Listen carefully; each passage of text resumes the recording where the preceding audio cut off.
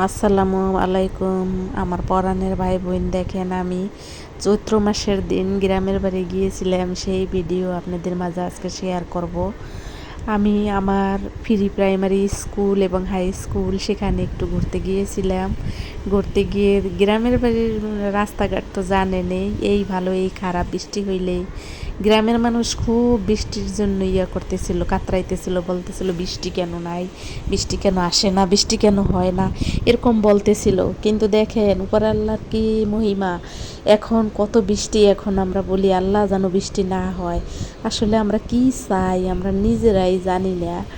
যাই হোক, দেখেন আমার এই গ্রামের বাড়ির, আমার বাড়ির একদম সামনে উন্নতের কি কি ছোঁয়া আর উন্নতির কি কি ছোঁয়া নাই, এগুলাই আমাদের আজকের ভিডিওতে আপনারা দেখতে পাবেন। দেখেন ভিডিওতেই যে আমি আমার ফুপুর বাড়ির দরজার সামনে দাঁড়িয়ে একটু চাইরে পাশটা নিলাম।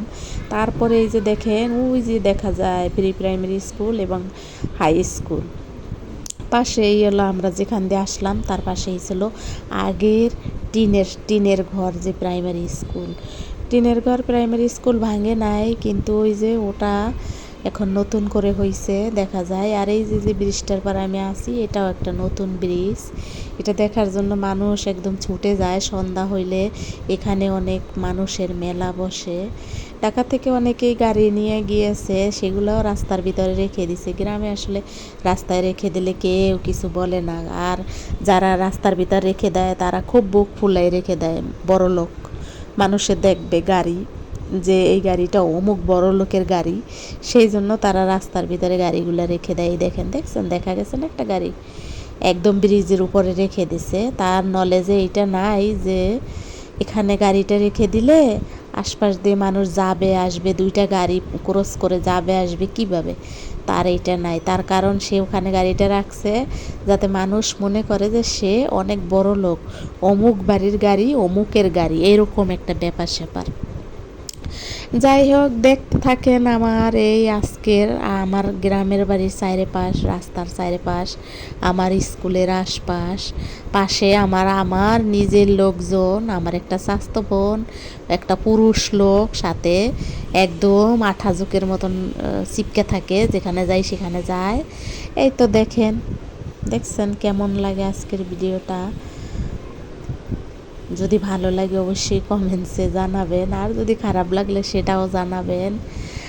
আর আপনাদের সাথে আমি কি কথা বলবো, আসলে ভাষাই হারিয়ে ফেলি। কারণ হইল দেশের এত খারাপ পরিস্থিতি যে এখন ফেসবুক খুললেই দেখা যায় লাশ ভেসে উঠেছে, ইউটিউব চ্যানেল খুললেই দেখা যায় পানির জন্য আর্তনাদ করতেছে, খাবারের জন্য আর্তনাদ করতেছে, সব কিছুর হাহাকার এরকম দেখা যাচ্ছে। কি হবে আল্লাহ পাক জানে, আল্লাহ পাকই খুব ভালো জানে। আমি মানে কি বলবো আপনাদেরকে, একই কথা বারবার ভিডিওতে বলতে ভালো লাগে না। ভেবেছিলাম ভিডিও দেব না, কিন্তু ভাবলাম যে যদি না দেই তাহলে হয়তো আমার সামনে কি হবে চ্যানেলের জানি না। এই জন্য আমি আজকে আবার একটু দেখেন কত মানুষ এই ব্রিজের উপরে আসছে। এই ব্রিজটাই আমরা খেওয়া পার হয়ে আমরা ওপার গিয়ে পড়াশোনা করতাম ওই স্কুলে। এটা আমাদের একটা ভালো নদী, মানে খাল, বড় একটা খাল, বড় বড় খাল, এটাকে আমরা নদী বলতাম। যে নদী পার হয়ে ওপার গিয়ে পড়াশোনা করতে হইতো আমাদের, আমরা যে স্কুলে যাইতাম। এই ব্রিজ দেখার জন্য শত শত মানুষ শত শত মাইল দূর থেকে এসে দেখে এই ব্রিজ হইতে অনেক সময় লাগছে। এই ব্রিজটা হইতে পদ্মা সেতু হইতে যেরকম টাইম লাগছে ওই রকম টাইম লাগছে, জানি না কেন এত টাইম লেগেছিল। আর এই ব্রিজ হইতে কত কোটি টাকা খরচ হয়েছে তাও জানি না। যাই হোক, এগুলো নিয়ে কথা বলতে চাই না, এগুলো আসলে কথা বলার কিছুই নাই। তবে এই ব্রিজটা হইছে এটার জন্য শুক্রিয়া আল্লাহর দরবারে লাখো লাখো শুক্রিয়া। কারণ এই ব্রিজটার সাথে জড়িয়েছিল আমাদের এই এলাকার মানুষের স্কুল ছাত্রদের ভবিষ্যৎ। এই এই খেওয়া পার হয়ে যাওয়া লাগে দেখে অনেক বাচ্চারা স্কুলে যেতে চাইতো না, আবার অনেক মায়েরা স্কুলে দিতে চাইতো না, এরকম একটা অবস্থা ছিল। সেইটা আজকে পরিপূর্ণতা পেল আমাদের গ্রামের মানুষজন। এটা একটা বড় পাওয়া আমাদের গ্রামের মানুষজনের জন্য। আমার বয়স এখন অনেক, আমি এই ব্রিজ পাই নাই, তাইলে বোঝেন আমাদের ছোটোবেলাটা কিভাবে কেটেছে, আমরা কিভাবে গেছি। বৃষ্টি হইলে খেওয়ায় ওঠা যাইতো না, তারপরে নদীতে বেশি পানি থাকলে খেওয়ায় ওঠা যাইতো না, নদীতে কম পানি থাকলে খেওয়ায় ওঠা যাইতো না, এরকম পরিবেশ পরিস্থিতি ছিল আমাদের এলাকার।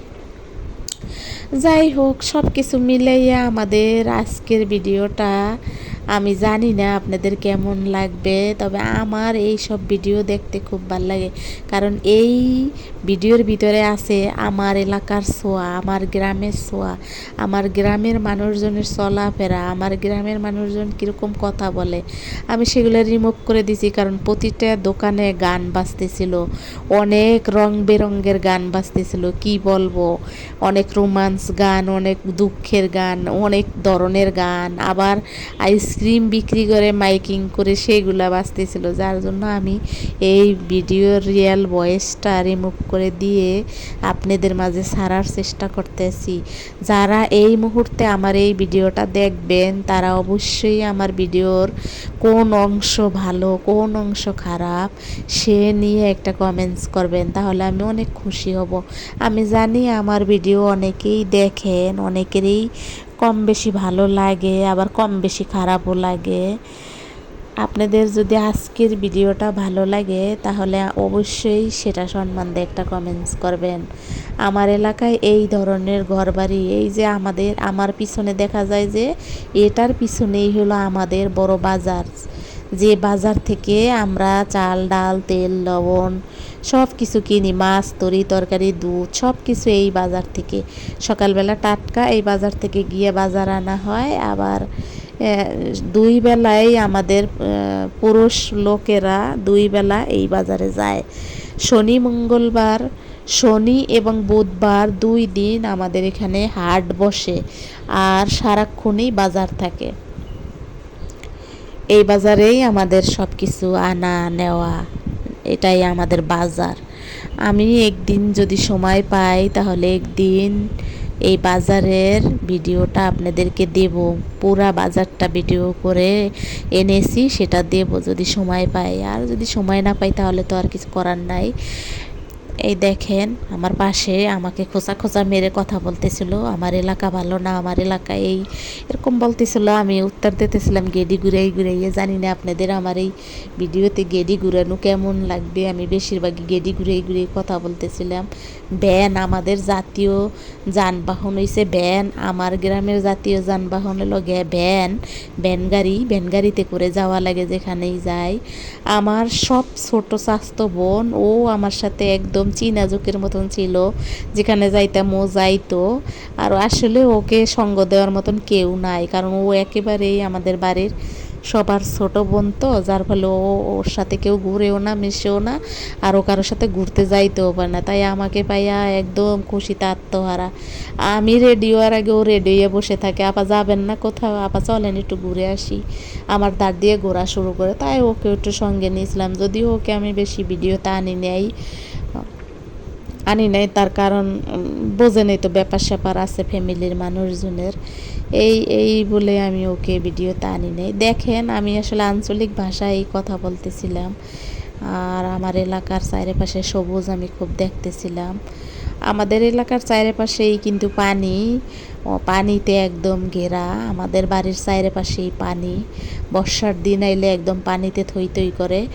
এখন আমি যে ভিডিওটা আপনাদের মাঝে শেয়ার করতেছি এই ভিডিওটা কিন্তু চৈত্র মাসের, খুব গরম ঠাডা ভাঙ্গা রৌদ্রের ভিডিও, এটা অনেক গরম ছিল, যার জন্য এলাকাবাসী খালি বলতেছিল কেন বৃষ্টি হয় না, কেন বৃষ্টি হয় না।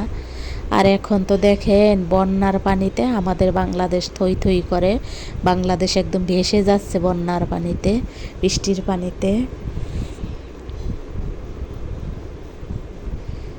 গ্রামে গেলে শহরে আসতে ইচ্ছা করে না, গ্রামের প্রকৃতি এত ভালো লাগে, এত ভালো লাগতেছিল। এই রাস্তা দিয়ে যখন ভ্যানে আসতেছিলাম খুব ভালো লাগতেছিল। আমাকে এক আপা ভিডিওতে একটা কমেন্টস করছে, আমি জানি না ভুলবশত করছে কিনা, আমাকে সে কমেন্টসে লিখছে অভিশপ্ত চ্যানেল, অভিশপ্ত তো চ্যানেল লিখে নাই, আমি চ্যানেল সম্বন্ধে বলছিলাম যে চ্যানেলটা খোলার পরে এই ধরনের দুর্যোগ আসতেছে। সে আমাকে ভালো কমেন্টস করছে, তার মাঝে একটা শব্দ ছিল যেটা হলো অভিশপ্ত, অভিশাপ, অভিশাপ, অভিশাপ, অভিশাপ উচ্চারণ করছে। আমি জানি না কেন এই অভিশাপ উচ্চারণ করছে, সে কি লিখতে গিয়ে ভুল করছে কিনা।